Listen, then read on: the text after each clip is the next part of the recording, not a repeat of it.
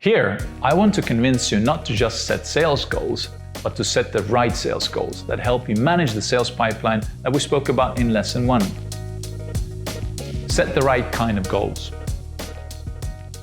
No sales manager can directly manage revenue. Otherwise, every salesperson would be filling the bathtubs with gold coins. In reality, it doesn't happen.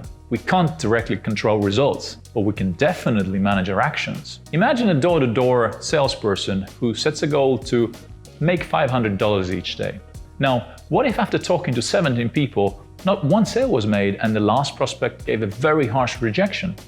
You have a great goal, but you seem to make no progress. It will be hard to keep going. Now, what if the goal was to talk to 20 prospects each day?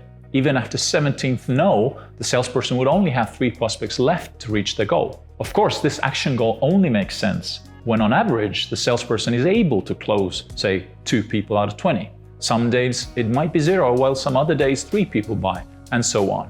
You don't know which people in a sales pipeline will end up converting into a sale. It's a matter of putting the right number at the front end of your pipeline and managing the conversations along the way to ensure a good number comes out at the end.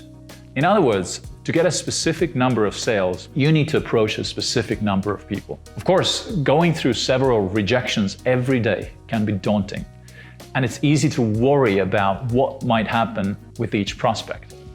Our advice would be to stay focused on the things you can control.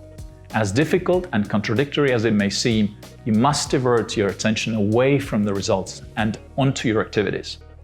The results will take care of themselves if you focus on the right activities you can control. This will make you a better salesperson.